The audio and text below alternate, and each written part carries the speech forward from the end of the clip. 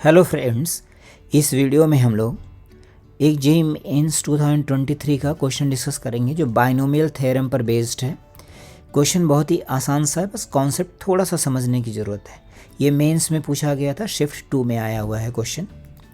क्या पूछा गया है इसमें? ये जो बाइनोमियल है इसका एक्सपेंशन जो लिखेंगे उसमें x⁵ का कोफिशिएंट लिखना है। तो सबसे पहले हम लोग क्या करते हैं, इसमें ये समझ लेते हैं कि एक्सपेंशन लिखना कैसे है। तो जैसे मान लीजिए हमारे पास x + y⁴n है, इसका एक्सपेंशन लिखना है। तो इसका एक्सपेंशन कैसे लिखते हैं, मैं सिग्मा के टर्म्स में लिख के दिखाता हूँ। ये हो जाएगा r0 to n NCr x⁻n - r y⁴r। ये एक्सपेंशन है, ये वही है जो आप एक्सपेंड करके लिखते हैं, जैसे NC0 x⁻n NC1 x⁻n - 1 × y, ऐसे लास्ट वाला लिख देते हैं NCn y⁴n।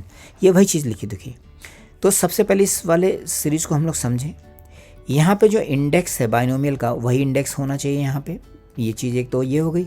दूसरा, ये जो लोअर इंडेक्स है और अपर इंडेक्स है इसका डिफरेंस यहाँ पे आता है, और ये जो लोअर इंडेक्स है वो यहाँ के पावर में आता है। इस तरह से आप याद रख सकते हैं इसमें। और ये पहला वाला जो टर्म है उसको यहाँ पे लिखते हैं, उसकी पावर ये रहती है। जो दूसरा टर्म है उसको यहाँ लिखते हैं, उसकी पावर r होती है। आई होप समझ में आ रहा है। तो यही जो टर्म होता है यही इसका जनरल टर्म होता है, TR + 1th टर्म कितना हो जाएगा, NCr x⁻n - r y⁴r। ये वीडियोज़ उनके लिए भी बहुत इंपॉर्टेंट है जो क्लास 11th में हैं या बोर्ड्स के लिए पढ़ रहे हैं, या फिर जो जेईई मेंस के लिए प्रिपरेशन कर रहे हैं। छोटे छोटे कॉन्सेप्ट्स के साथ मैं यहाँ पे पूरा क्लियर करता हूँ, सो दैट आपको थ्योरी भी ना पढ़ के देखनी पड़े, आप यहीं से सारी चीज़ें क्लियर कर लें। तो ये इसका जनरल टर्म, अब बस हम लोग इसी कॉन्सेप्ट का यूज़ करेंगे यहाँ पे।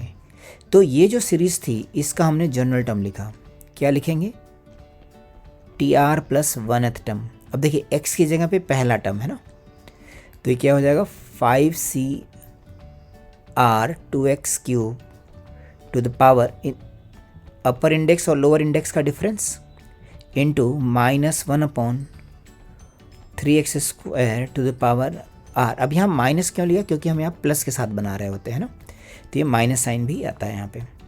अब x के जितने भी टर्म्स हैं सबको एक पास कर लीजिए, तो हो जाएगा 5CR 2 to the power 5 - r, और ये -1 अलग कर लिया, -1 टू द पावर r हो गया, और डिनोमिनेटर में कितना आ जाएगा, 3 टू द पावर r।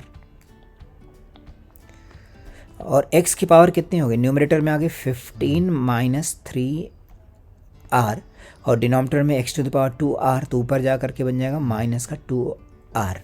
अब क्या कह रहा है, आपको कोफिशिएंट ऑफ x⁵ चाहिए है ना, तो इसका मतलब ये वाली जो क्वांटिटी है ये 5 होनी चाहिए। अगर ये क्वांटिटी 5 है तो r की वैल्यू कितनी आ गई, देखिए इसको 5 लिख दिया, 15 - 5 10 हो गया, तो r की वैल्यू 2 आ गई है ना, r की वैल्यू 2 आ, यही अपने को मतलब है।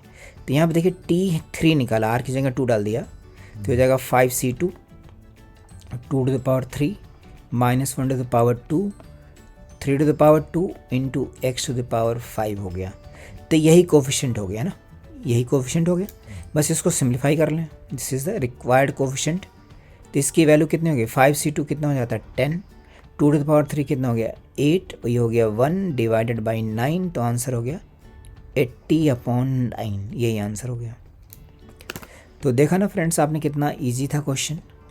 तो ये मेंस में बहुत ही आसान से क्वेश्चंस आते हैं जिसमें आप मैथ्स में बहुत इजीली जो है 70 या 80 मार्क्स बहुत इजीली स्कोर कर सकते हैं, थोड़ा सा अगर हम लोग फॉर्मूले को सही से यूज करना जानते हैं तो।